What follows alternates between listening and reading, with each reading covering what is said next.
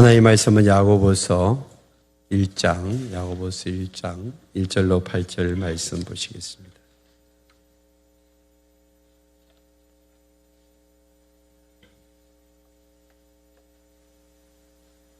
한 절씩 교독합니다. 하나님과 주 예수 그리스도의 종 야고보는 흩어져 있는 12지파에게 문안하노라. 내 형제들아, 너희가 여러 가지 시험을 당하거든 온전히 기쁘게 여기라. 이는 너희 믿음의 시련이 인내를 만들어내는 줄 너희가 알미라. 인내를 온전히 이루라. 이는 너희로 온전하고 구비하여 조금도 부족함이 없게 하려 함이라. 너희 중에 누구든지 지혜가 부족하거든 모든 사람에게 후히 주시고 꾸짖지 아니하시는 하나님께 구하라. 그리하면 주시리라. 오직 믿음으로 구하고 조금도 의심하지 말라. 의심하는 자는 마치 바람에 밀려 요동하는 바다 물결 같으니 이런 사람은 무엇이든지 주께 얻기를 생각하지 말라. 두 마음을 품어 모든 일에 정함이 없는 자로다. 아멘. 오늘 이 말씀을 가지고 시련과 기도라는 제목으로 함께 말씀을 나누겠습니다. 자, 한번 외쳐볼까요? 기도하면 하나님을 같이 할까요? 기도하면 됩니다. 하나님이 하십니다. 하나님을 믿습니다. 아멘. 6월 한 달은 야고보서를 살펴보려고 합니다. 우리가 이제 마가복음 15장, 16장 2장 남았는데 거기는 예수님 십자가에 달리시고 부활하시는 내용이 나옵니다. 그래서 3월 달이 사순절 기간이고 3월 말이 부활주일입니다. 그래서 그 기간에 맞추어서 그 본문을 하나씩 살펴보려고 합니다. 그래서 6월 달은 야고보서를 가지고 한 달 동안 생각해 보겠습니다. 여러분 성경에 나오는 지금 야고보, 오늘 성경에 나온 야고보서의 야고보는 누구일까요? 여러분들이 잘 아는 야고보는 예수님의 12제자 중에 한 사람, 알페의 아들 야고보 그 생각이 날 거예요. 그 사람하고 여기 나오는 야고보하고는 같은 사람일까요? 다른 사람일까요?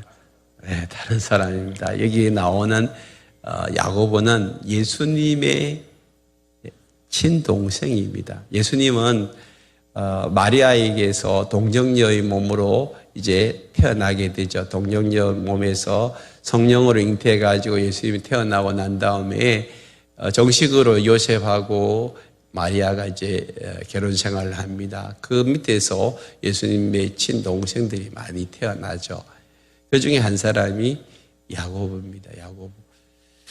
그 야고보가 예수님 생전에 같이 자랐잖아요. 어린아이로 태어난 예수님, 그 예수님과 함께 형, 동생 하면서 같이 자랐어요. 자라다가 30세가 돼가지고 어느 날 갑자기 짠! 이렇게 나타나서 예수님이 하시는 말씀, 내가 하나님의 아들이고 내가 메시아다. 내가 구약에서 말하는 그 메시아 그리스도라. 이야기하니까 여러분 같으면 믿으시겠어요? 형님 지금 장난치나? 갑자기 오늘 뭘 잘못 드셨나? 갑자기 나오고 이렇게 소꿉친구도 하고 뭐 땅 따먹기도 하고 술래잡기도 하다가 어느 날 갑자기 내가 이제 메시아고 내가 구원자다. 내가 하나님의 아들이다. 아무 생각해도 내가 우리 형님 이해가 안 된다. 그러잖아요. 그죠? 근데 갑자기 이제 떠났어요. 이제 집을 떠나가 예수님이 제자들하고 같이 돌아다니는데 들리는 소문이 보통이 아니에요. 갑자기 예수님이 죽은 자를 살리고 뭐 오병이어의 기적을 나타내고 그런 이야기를 들을 때 무슨 일이지? 참 의아해했을까요? 의아해고 도대체. 그리고 예수님이 하시는 말씀을 이제 한번 들어보려고 마리아 엄마하고 같이 예수님이 계신 곳 찾아가기도 했잖아요. 그래서 찾아가니까 막 사람들이 당신 그 동생들하고 어머니 왔다고 그렇게 이야기를 예수님에게 해주었어요. 저 같은 예수님의 말씀을 들으면서 참 예수님이 평범한 사람이 아니라는 것을 알았지만 이 사람들이 선입견이라는 게 있어요. 선입견. 한번 그 사람에 대해서 이렇게 딱 생각하면요, 잘 안 바뀌어요. 그 사람이 나에게 뭐 상처를 주거나 아픔을 주거나 또 그 사람에 대해서 부정적으로 생각해버리면 그 사람이 잘하는 것은 눈에 안 들어와. 에이, 그 사람 원래 그래. 원래 나쁜 사람이야. 네가 잘못 봤어. 이러면서 자기 생각을 안 바꾸려고 해요. 이게 선입관이거든요. 우리 사람들에게서 이 선입관이 무서운 거예요. 여러분들도 저도 선입관들이 있어요. 그래서 그 사람을 긍정적으로 안 보고 자꾸 부정적으로 보려는 그런 경향들이 있어요. 예수님이 메시아라고 이야기하시고 진짜 메시아로서의 그런 능력과 또 말씀을 전하는데도 불구하고 예수님 살아생전에는 야고보가 예수님을 하나님의 아들로 믿지도 않았어요. 저는 내 형님이지 어떻게 메시아냐? 그렇게 이제 생각을 한 거죠. 그러고 난 다음에 예수님이 말씀하신 대로 3년 뒤에 십자가에서 죽으시고 3일 만에 부활하셨어요. 부활하신 몸으로 예수님이 그에게 나타난 거죠. 분명히 예수님이 죽는 걸 봤는데 장사 지냈는데 그분이 다시 살아난 거예요. 그 앞에 나타났어요. 이 야고보가 얘는 거역할 수 없고 거절할 수 없는 그런 순간에 맞닥뜨리잖아요. 그 앞에서 예수님을 만나고 어떻게 하죠? 무릎을 꿇었어요. 그러고 난 다음에 자기를 이렇게 고백합니다. 오늘 1절을 보세요. 하나님과 주 예수 그리스도의 종 야고보 그랬어요. 어제까지는 형님이었어요. 형님. 그 형님 앞에 그는 하나님과 주 예수, 예수를 뭐라고요? 예수를 뭐라고 그 적혀 있어요? 주님이라, 이 주인 주자거든요. 어제까지는 형님 동생이었잖아요. 근데 예수님을 주라고 고백해요. 주. 주인이라고 하고 자기는 예수님의 뭐라고요? 종이에요. 이 지금 완전히 이제 신분이 달라지잖아요. 달라져. 여러분, 예수를 만난 사람들은요, 내가 주인이 아니라는 사실을 알고, 내가 예수님의 종이구나, 라는 것을 깨닫는 사람, 그 사람이 진짜 예수님을 만난 사람입니다. 지금까지 내 삶에 있어서 내가 내 삶의 주인이었어요. 그리고 내 하고 싶은 대로 한 거예요. 내 생각대로 한 거예요. 내 뜻대로 한 거예요. 그런데 예수를 만나고 나서는 진짜 예수님이 내 삶의 주인이네? 생각이 바뀌어버리는 거죠. 야고보도 저 사람이 어떻게 메시아냐? 예수님이 십자가에 죽으시고 부활하기 전까지는요, 예수님을 내 삶의 주인으로 보시는 말도 안 되는 소리죠. 근데 예수님을 십자가에서 부활하신 예수님을 만나고 나니까 진짜네? 저분이 내 삶의 주인이네? 그 주님하고 고백하는 거예요. 예수 믿는 것은 다른 거 아니에요. 예수님을 내 삶의 누구로 모시는 거예요? 주인으로 모시는 거예요. 그럼 내가 내 주인이거든요. 지금까지 그렇게 생각해 와서 내가 내 삶에, 그건 내가 내 마음대로, 내 생각대로, 내 뜻대로 사는 그 뭐가 문제냐는 거죠. 그게 아니에요. 우리를 만드신 분은 누구예요? 하나님이시고, 우리를 죄에서 구원해 주신 분은 누구예요? 예수님이죠. 그래서 하나님을 아버지라고 하고 예수님을 주님이라 그렇게 고백해요. 주님이라고. 그래서 이 야고보도 예수님을 만나고 난 다음에 그의 신앙 고백이 나는 예수님의 종이고 예수님은 나의 삶의 주인이고 예수님은 인간이 아니고 그리스도다. 그리스도. 우리를 구원해 주시는 그리스도다. 그걸 고백하는 것. 이게 신앙 고백입니다. 여러분, 예수님과 나와의 이 관계가 분명하게 정립되어지지 않으면 신앙의 첫 발자국도 띄지 않은 거예요. 문이 안 열리는 거예요.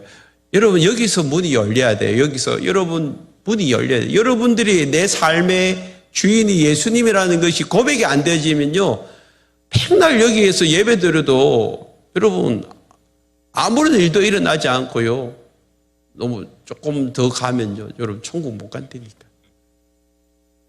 그러니까 여러분들이 딱 시작이 중요해요. 시작. 우리 샘물교회에 오고 나서 내 삶의 주인은 누구? 내 삶의 주인은 누구? 예수님. 그럼 난 예수님이 원하는 대로 살아야 되고 예수님이 시키는 대로 해야 되고, 그게 반발이 일어나면 아직 예수님을 안 만난 사람이에요. 목사님이 하신 말씀에 대해서 아멘이 안 되면 예수님 안 만난 사람이에요. 예수님 만나셔야 돼요.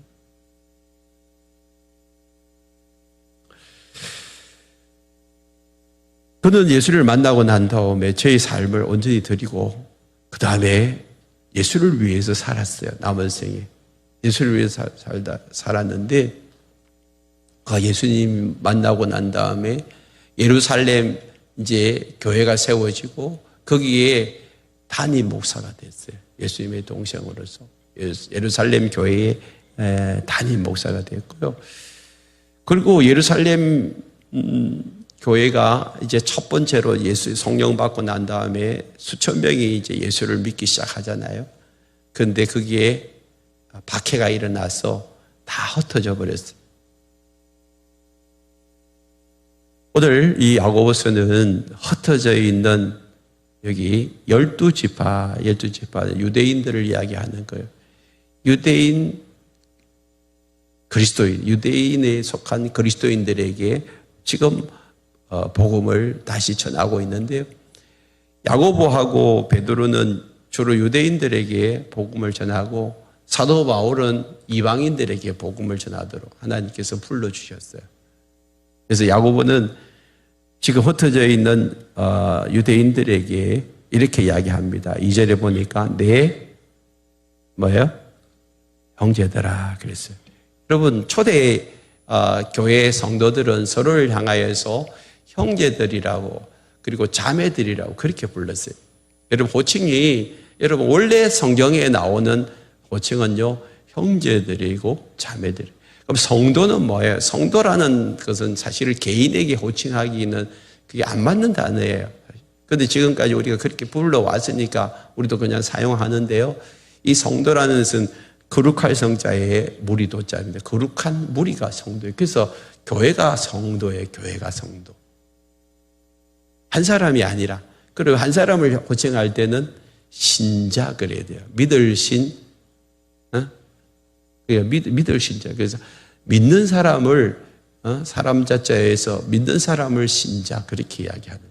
그러면 초대 이 교회에서는 성경에 나오는 그런 교회에서는 호칭을 뭐라고 쓰였냐면, 물론 목사님들이나 또 이렇게 교회를 다스리는 사람들, 감독, 또 장로 이런 호칭도 쓰고 그 중에 또 집사라는 호칭도 있어요. 그렇지만 대부분의 평신도들은 형제, 자매 그랬어요.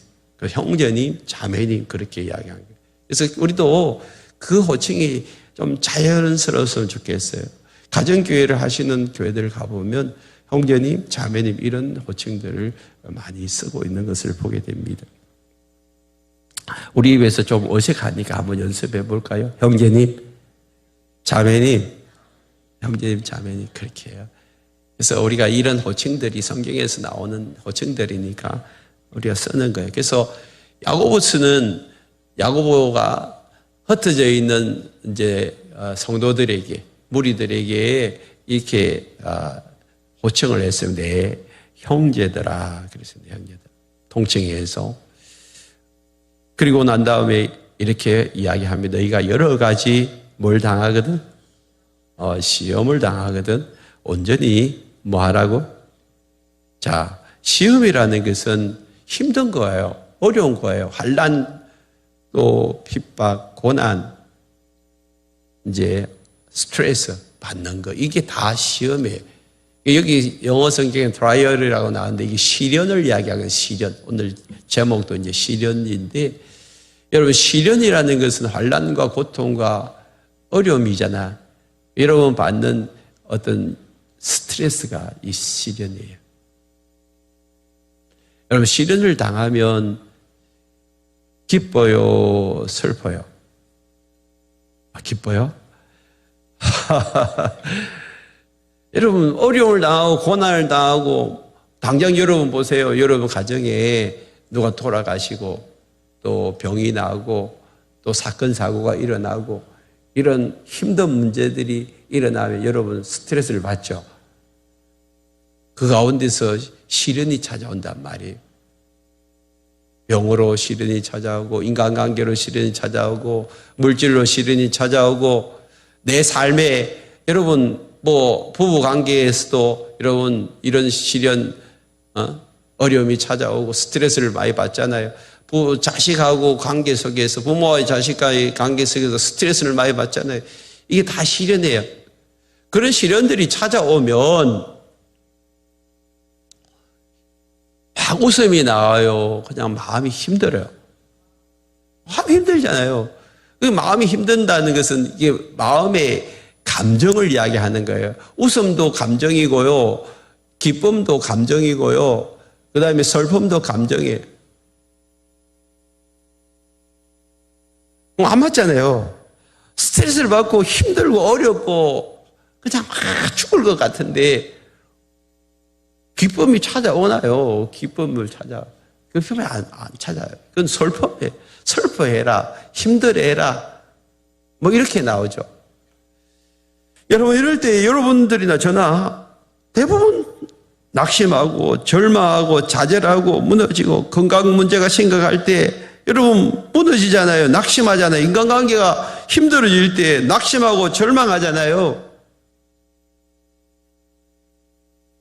남편과의 관계가 힘들어질 때도 여러분 기뻐할 수 없어요. 그런데 어떻게 기뻐하라고 이야기하죠? 여러분 이거는 감정의 문제가 아니에요. 오늘 또 본문에서 자세히 보세요. 너희들이 여러 가지 이 시련을 당하면 온전히 기쁘게 여기라 그랬죠. 기쁘게 여기라. 기쁨은 감정의 문제인데 기쁘게 여기는 것은 감정의 문제가 아니에요. 그거는 뭐예요? 의지예요. 의지. 의지적인 결단이에요. 그러면 내 마음은 감정은 기뻐할 수 없지만 의지적으로 기쁘게 어떻게 하라고요? 여기라 하잖아요. 새 번역에서는 이렇게 번역해 놨습니다. 여러 가지 시험에 빠질 때에 그것을 더할 나위 없는 기쁨으로 뭐 하라고? 생각하라고. 여러분 슬픔이 찾아오고 힘듦이 찾아오고 어려움이 찾아오는데 그게 가만히 있으면 내 몸은 내 정서는 그대로 반응해요. 너무 낙심하고 절망하고 좌절하고 포기하고 싶고 아무것도 하기 싫어. 그런데 어떻게 하라고요? 그걸 어떻게 온전히 기쁘게 여겨라. 기쁘게 여겨라. 이거는 감정의 의지예요. 의지예요, 의지. 의지를 발동시키란 말이에요, 의지를. 시련이 찾아오는데 감정에만 끌려다니지 말고 의지적으로 뭐 하라고? 기뻐하라. 기뻐하라. 기뻐하라.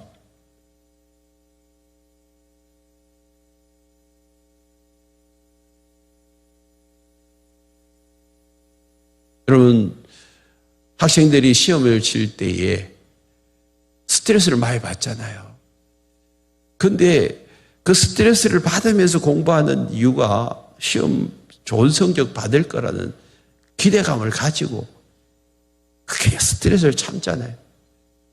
여러분, 산모가 스트레스를 많이 받잖아요. 아이를 한 병 놓고 난 다음에 아이를 이렇게 임신하고 난 다음에 절대 둘째는 안 가질 거라 생각하고 태어난 다음에 아이를 키우면서 너무 좋으니까 어느 순간에 또 배에 아이가 한 명 들어와 있어. 뭐예요? 아이를 키우는 기쁨이 크니까 출산의 기쁨이 크니까 다시 10달의 임신의 그 고통을 그냥 감수해내잖아요. 오늘 성경에서 말하고 있는 이 기쁨은요, 지금 당장 현실에서 당하고 있는 고통으로 인한 기쁨이 아니고 그 이후에 그 모든 환난과 시련과 고통과 아픔이 끝나고 난 다음에 찾아올 뭐예요? 기쁨. 하나님 주시는 은혜, 하나님 주시는 축복, 하나님 그 주시는 그 놀라운 그 기쁨을 먼저 상상하고 현실을 어떻게 하라고요? 인내하라는. 그래서 보세요. 3절에 이는 너희 믿음의 시련이 뭘 만들어낸다고요? 인내를 만들어낸. 그러니까 여러분, 우리의 삶에 있어서 어떤 좋은 일들이 일어날 때에 갑자기 짠 하고 일어나는 게 아니라 그것이 뭐예요? 상고의 고통이 있고 난 다음에 출산의 기쁨이 오잖아요. 출산의 기쁨.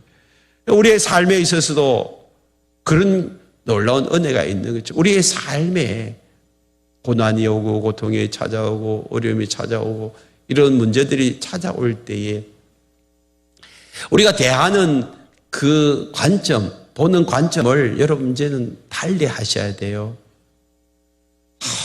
내가 왜 또 어려움을 당해야 되지? 왜 하나님은 자꾸만 나한테 이런 어려움을 주시냐라고 그렇게 생각하지 말라는 거예요. 하나님은 우리에게 시련을 주시는 분이 아니에요. 사실 우리가 이 땅을 살아가면서 이 시련이라는 것이 나에게서부터 시작될 때가 참 많이 있어요. 내가 몸 관리를 잘해가지고 건강하게 살 수 있는데 내가 몸 관리를 잘못해가지고 병이 날 수 있어요. 내가 인간관계를 잘못해가지고 여러분 또 인간관계 속에서 부딪히는 일들이 일어난단 말이에요. 내가 처신을 잘못해가지고 스트레스를 받을 경우들도 많이 있어요. 물론 모든 것이 다 그런 건 아니에요. 그렇지만 내가 늘 운동하고 또 음식도 잘 가려 먹고 이러면 여러분 몸에 질병들이 많이 사라집니다. 근데 운동도 안 하고 음식도 안 가리고 그냥 맨날 저녁에 여러분 통닭 먹고 라면 끓여 먹고 또 거기다가 하나 더 삶아 먹고 그러면요 한 몇 달 지내보세요. 몸이 그죠? 불어나는 건 당연하죠.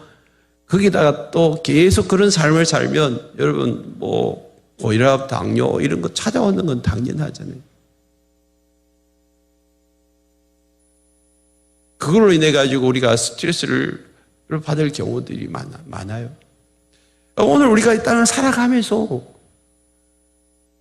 안 믿는 남편도 마찬가지예요. 예수 믿는 것 때문에 막 스트레스를 줘요. 그런데 그 안 믿는 남편을 향하여서 좀 더 지혜롭게 대하면요 스트레스가 많이 줄어들어. 조금 더 잘해주고 위해주고 그냥 섬겨주고 그러면 스트레스가 많이 줄어드는데 맨날 죽이라면 죽이라 하고 덤벼들고 그러면 맨날 싸우죠. 맨날. 이게 우리가 이 땅을 살아가면서 나로 인해서 시련을 당하는 경우들도 좀 있어요. 그러나 여러분 하나님은 어떤 시험이든지 간에 고린도전서 10장 13절 보세요. 같이 읽어볼까요? 사람이 감당할 시험 밖에는 너희가 당한 것이 없나니 오직 하나님은 미쁘사 너희가 감당하지 못할 시험 당함을 허락하지 아니하시고 시험 당할 점에 또한 피할 길을 내사 너희로 능히 감당하게 하시다. 여러분 우리가 이 땅을 살아가면서 당하는 모든 시련들은 감당할 수 있다고 해요? 없다고 해요? 있다고 하잖아요. 하나님은 우리에게 감당할 시험 말고는 허락하지 않는다는 거예요. 이 시련과 고난과 고통을 당하였을 때에 우리는 어떻게 해야 됩니까? 어떻게 해야 되죠? 좌절하고 절망하고 낙심해야 됩니까? 하나님은 우리에게 오늘 3절에서 시련을 만나면 인내하라고요. 인내하다가 안 되면 하나님이 피할 길도 주신다고 하잖아요. 감당하지 못할 시험이 있다고 그러나요? 없어요. 그럼 내가 스트레스를 받고 있고 내가 힘든 문제, 어려운 문제들이 찾아왔다 할지라도 나는 어떤 생각을 가져야 돼요? 나는 감당할 수 있다, 없다? 감당할 수 있다. 내 안에 힘은 없고 능력이 없지만 무엇으로 감당할 수 있다라고 이야기합니까? 하나님이 감당할 수 있는 힘을 주세요. 감당할 수 있는 힘을 하나님이 주시기 때문에 우리는 하나님의 능력으로 시련을 감당해 낼 수가 있어요. 그럼 우리는 어떻게 해야 되죠? 믿음으로 인내하셔야 돼요. 믿음으로 인내하셔야 돼요. 4절 보세요. 인내를 온전히 이루라. 이는 너희로 온전하고 구비하여 조금도 부족함이 없게 하려 함이라. 자, 인내는 과정이에요. 그러면 결론은 뭐예요? 인내하면 너희로 하여금 온전하고 그 다음에 구비한다. 이 온전이라는 말은 성숙을 이야기하는 거예요. 인격적인 성숙이에요. 여러분, 우리가 이 땅을 살아가면서 내가 변화되어지고 인격적으로 다듬어지는 때가 모든 것이 잘 되어지고 갖추어질 때예요? 아니면 힘들고 어려울 때예요? 힘들고 어려울 때예요. 힘들고 어려울 때 고난의 기간을 지나고 나면 나가 다듬어지고 구비되어지는. 어떤 조각품을 한번 생각해 보세요. 조각품. 산에 돌을 하나 가지고 왔어. 그럼 돌 있는 그대로 놔두면 돌 자체는요, 아무런 고난이 없어. 그런데 조각가가 조각품을 만들기 위해서 정을 들어가지고 그 돌을 내리치기 시작합니다. 그 돌 입장에 보면 얼마나 아프고 힘들어요. 깎여나가고 다듬어 나가야 되니까 얼마나 힘들어. 그런데 그 힘듦을 지나가고 나니까 사람들이 자기 앞에 와가지고 우와 대단하네 그렇게 칭찬해 주기 시작하는 거예요. 왜요? 그 조각가가 그 정으로 깎아내고 다듬어내고 깎아내고 다듬어내가지고 나중에는 훌륭한 글작품으로 만들어 놓은 거예요. 자기는 한 거 없어요. 그냥 인내한 것밖에 없어요. 참아낸 것밖에 없어요. 그런데 어느 날 사람들이 막 앞에 와가지고 와 대단하다. 와 대단하다. 누가 이렇게 만들었냐고 막 칭찬을 하기 시작하는 거예요. 우리가 이 땅을 살아가면서 때로는 하나님이 우리를 인격적으로 성숙시켜야 될 때가 있어요. 그럴 때 어떻게 합니까? 시련을 당하도록 허락하잖아요. 시련을 통하여서 마치 욥이 너무 힘들어가지고 욥은 어떤 시련을 당했나요? 갑자기 자기 자녀들이 다 죽었어요. 어떤 생일 잔치에 있었는데 사람들이 쳐들어와가지고 다 죽고 물질 다 뺏어갔어요. 그 많던 재물 다 사라져버렸어요. 그리고 자기 몸에 질병이 찾아오죠. 마누라는 네가 하나님 믿는다고 하면서 이런 고난을 그냥 당하냐? 하나님 저주하고 너도 그냥 하나님 저주하고 그렇게 죽어버리라. 그 저주하는 소리하고 떠나버렸잖아요. 그러니까 엎친 데 덮친 격이죠. 자식 다 잃고 마누라 떠나가고 재산 다 날아가고 자기 몸에 질병이 나오고 이런 시련 앞에서 욥이 너무 힘들었어. 너무 힘들어. 그래서 그가 앞을 가도 하나님 안 보이고 뒤로 가도 하나님 안 보이고 왼쪽에서 계신 것 같은데 만날 수도 없고 오른쪽 가보니까 하나님도 없어요. 근데 그가 고백을 이렇게 하죠. 내가 가는 길 그가 아시나니 그가 나를 단련한 후에 나는 정오같이 나으리라. 아멘. 이게 믿음이에요. 이게 믿음. 그래서 여러분 시련을 당할 때에 우리가 가져야 될 자세는요, 하나님을 굳게 붙드는 거예요. 하나님을 끝까지 믿으시길 바랍니다. 그리고 하나님을 나를 성숙한 인격으로 변화시켜 주실 것이다. 나를 성숙한 인격으로 변화시켜 주시고 그 다음에 나를 뭐 한다고 구비시켜 주다, 준비시킨다는. 마치 군인이 일대하고 난 다음에 훈련병 시절 때 열심히 훈련 받잖아요. 훈련 받고 난 다음에 어느 순간에 멋진 군인으로 준비되어지는 것처럼 하나님이 지금 하나님이 쓰시려고 하나님 저와 여러분들을 뭐 하고 있어요? 준비시키고 있어요. 그때는 시련의 때예요. 고난의 때예요. 어려움의 때예요.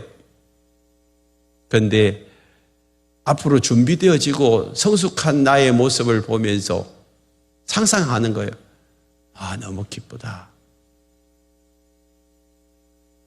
태중의 아이가 이렇게 점점 자라면서 이 아이가 태어나서 만날 그 기쁨이 있기 때문에 그렇게 구토도 하고 몸속에서 그냥 잘못된 그런 반응들이 막 일어나도 너무 힘들어. 밤에 잠도 못 자고. 응? 그래도 참아내잖아요. 이 아이가 태어날 것을 생각하면서.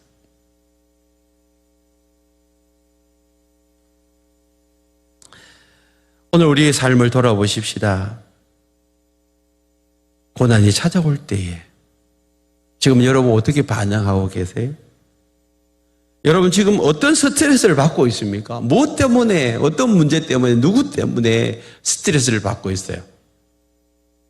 그 고난 속에서 지금 여러분 어떻게 반응하고 있어요? 오늘 주님이 이렇게 말씀하십니다. 고난이 찾아오는 이유는, 시련이 찾아오는 이유는 너를 온전하게 하고 구비하게 하여 조금 더 부족함이 없게 하려고 하나님이 너에게 그 시련을 허용하셨는데 너는 어떻게 반응하냐?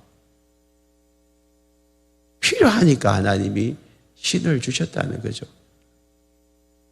그렇다면 내가 어떻게 해야 될지 모르겠습니다 라고 말하는 분들에게 이렇게 이야기합니다. 5절 보세요. 너희 중에 누구든지 지혜가 부족하거든 모든 사람에게 후히 주시고 꾸짖지 아니하시는 하나님께 구하라 그리하면 주시리라.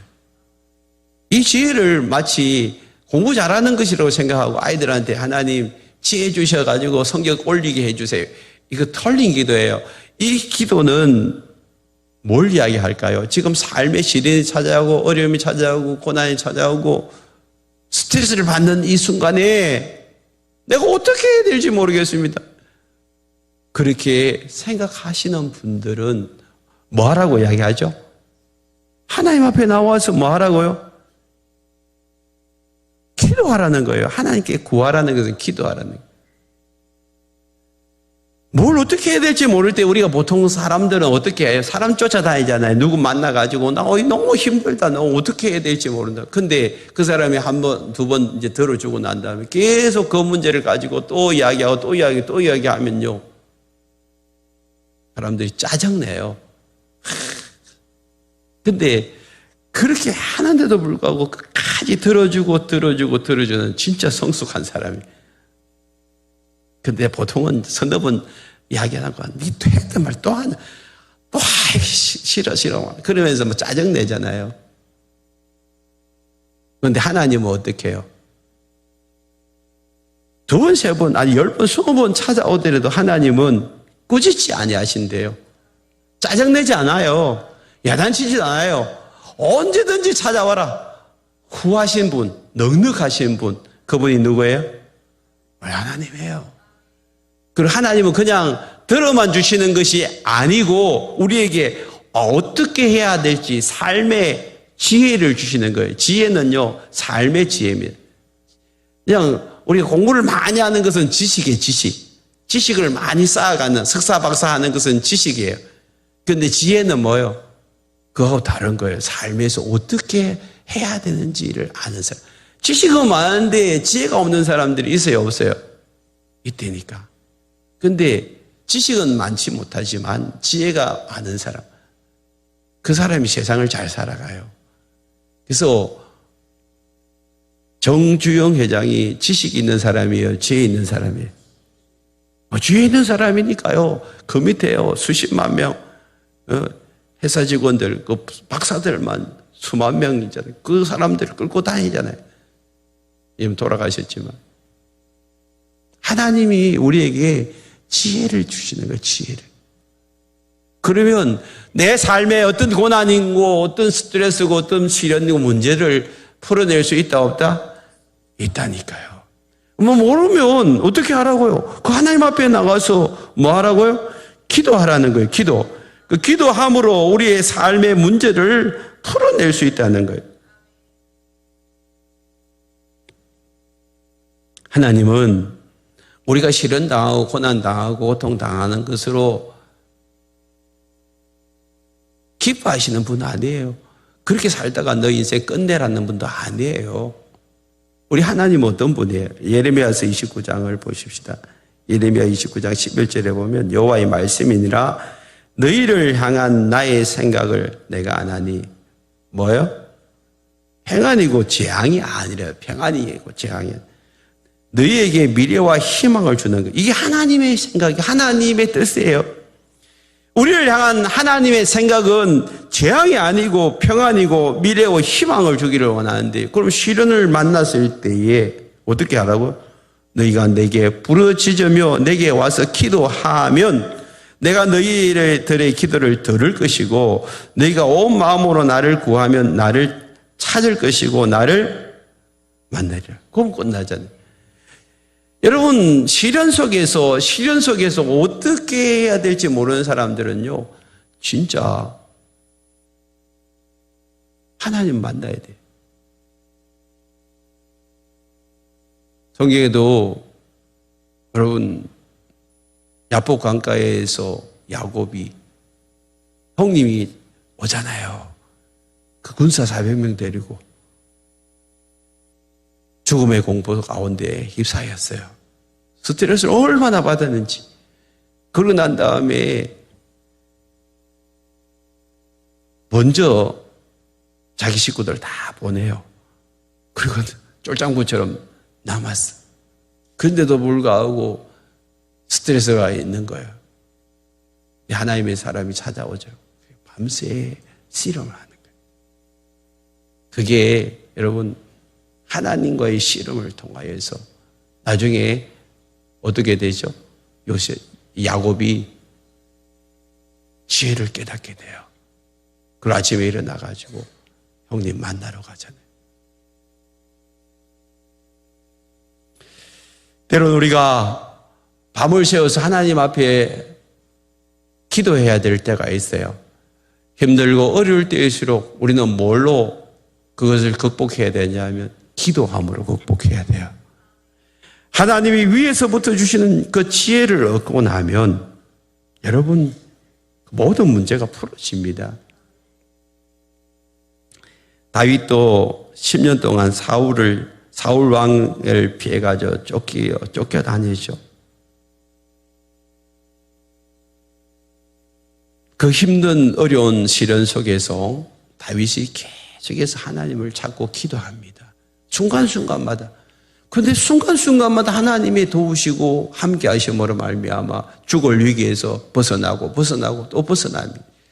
그걸 시편에 다 담아두었는데 그 시편 150편 중에 절반 가까이가 다윗이 쓴 시잖아요. 여러분 시련을 찾아오고 시험이 찾아오고 어려움이 찾아오면 여러분 시편을 읽으세요. 시편.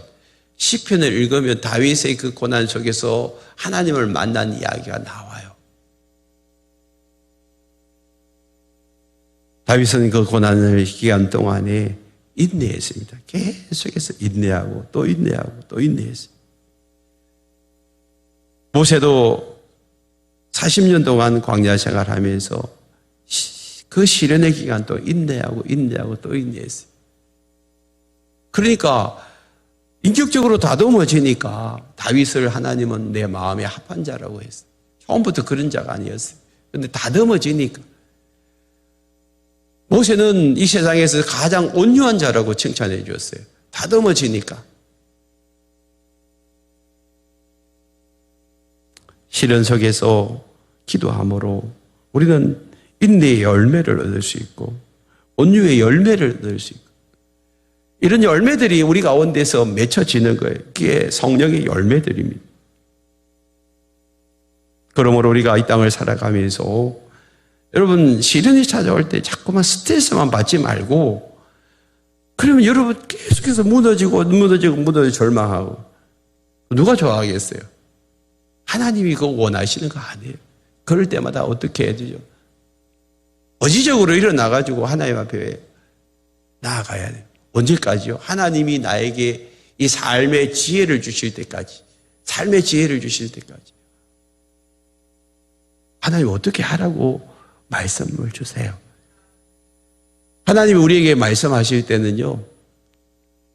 어떤 데는요. 성경을 통해서 말씀하시고요. 또 어떤 데는요. 여러분 성령님이 여러분 내 속에서 세미한 음성을 주세요. 그리고 어떤 데는요. 여러분 사랑하는 사람들을 통해서 또 설교 말씀을 통하여서 하나님이 사람을 통하여서 여러분들에게 지혜를 주실 때가 있어요. 그러니까 여러분 귀를 열어가지고 하나님 나에게 성경을 통하여서든지 내 안에 성령님이 말씀하시든지 아니면 사람을 통하여서든지 말씀 주실 것을 기대하면서 나아가 보십시오. 그러면 하나님이 딱 깨닫게 하시는 그런 때가 있어요. 그 때를 붙들고 그냥 순종하며 나가는 거예요. 6절에서 8절 읽어보시겠습니다. 같이 읽겠어요. 오직 믿음으로 구하고 조금도 의심하지 말라. 의심하는 자는 마치 바람에 밀려 요동하는 바다 물결 같으니 이런 사람은 무엇이든지 주께 얻기를 생각하지 말라. 두 마음을 품어 모든 일에 정함이 없는 자로다. 자, 기도할 때는 어떻게 해요? 믿음으로 구하십시오. 믿음이라는 것은 하나님이 살아계시는 것을 인정하는 거예요. 나의 기도를 들어주신다는 사실을 인정하는 거예요. 내가 허공에 대고 벽에다가 이야기하는 게 아니고 지금 인격이신 하나님 앞에 나와서 내 이야기를 하는 거예요. 그게 믿음이에요. 믿음. 그리고 의심하지 말라는 거예요. 의심하지 말. 여기 의심하는 자는 바다 물결에 밀려 요동하는 바다 물결 같은데 어떤 사람들이 의심하냐 하면 두 마음을 품은 사람. 여러분 두 마음이 어떤 마음일까요? 예수를 믿고 나면 우리 안에 새로운 마음, 새로운 영이 들어오셔서 새로운 마음을 주세요. 새로운 영이 뭐예요? 예수 믿고 나면 누가 들어오시죠? 성령님 오세요. 그럼 성령님이 주시는 생각이 있어요. 성령의 생각. 근데 또 한편으로는 여전히 내가 살아가지고 나의 가지고 있는 생각이 있어요. 그 두 생각이 늘 부딪히고 싸워요. 두 마음이에요. 두 마음. 우리 안에 두 마음이 있는데 로마서 8장 5절 6절에 이 두 마음을 이렇게 이야기합니다. 로마서 8장 5절 육신을 따르는 자는 육신의 일을 영을 따르는 자는 영의 일을 생각하는 육신의 생각은 사망이요 영의 생각은 생명과 평안. 내 안에 두 가지 생각이 있죠. 영의 생각이 있고 육신의 생각이 있어요. 그래서 육신을 따르는 자는 육신의 일을, 육신이라는 것은 나 자아예요. 여러분 자신이에요. 여러분 자신을 따라가려고 하는 사람들은 자꾸만 육신의 생각을 해요. 영을 따라가는 것은 성령을 이야기하는, 성령이 우리 주시는 생각이 있는데 그 성령을 따라가는 사람들은 결국에는 뭐예요? 생명과 평안을 얻지만 육신을 자기 생각을 따라가면 망한다는 거예요. 자기 생각이 뭘까? 시련을 당할 때 하기 싫어. 막 다쳐버리고, 아이고, 죽어버릴까. 이런 생각들, 이게 절망, 좌절, 낙심이잖아요. 이게 자기 생각이에요. 아니야. 이 어려움 속에서 하나님의 뜻이 있을 거야. 하나님 뭔가 하시려고 나를 지금 훈련시키는 거야. 그런 생각을 자꾸 주시는 건 성령이에요, 성령. 희망을 주고 미래를 주고 소망을 주고 평안을 주고 기쁨을 주는 것은 누구예요? 성령님이 하시는 거예요. 그쪽을 자꾸 붙잡는 거예요. 그쪽을 내 안에. 그래서 두 마음을 자꾸 품어가지고 마음이 나뉘어지도록 하지 말라. 이런 사람들은 죽게 얻기를 생각하지 말라는 것은 하나님 주신 지혜를 붙들지 못한다는 거예요. 오로지 하나님, 내가 하나님만 바라보겠습니다. 이 삶 속에서 어떻게 해야 될지 하나님 저에게 가르쳐 주세요. 힘들고 어려운 순간이라도 하나님 잘 붙들려고 애를 써보세요. 그러면 하나님이 여러분들에게 새로운 생각을 주세요. 그게 지혜란 말이에요. 하나님의 지혜란 말이에요. 하나님의 지혜가 여러분 시련을 이기게 하고 하나님의 지혜가 여러분 모든 삶의 문을 열어주십니다.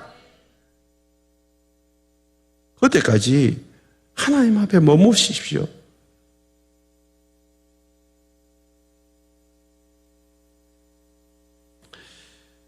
우리는 모두가 시련을 만나게 되어 있어요. 크거든 작든 누구에게나 스트레스 찾아와요. 여러분 어린아이한테도 물어보세요. 네 스트레스 있나 없나? 3살, 4살짜리도 스트레스가 있어요. 근데 여러분 이 스트레스가 우리로 하여금 뭐 한다고요? 온전하게 하고 구비하기 위해서. 과도한 스트레스는 여러분 힘들겠지만 어느 순간에 약간의 스트레스는 필요해요. 몸에도요 스트레스 줘보세요. 그러면 몸이 근육이 막 생기기 시작한다니까.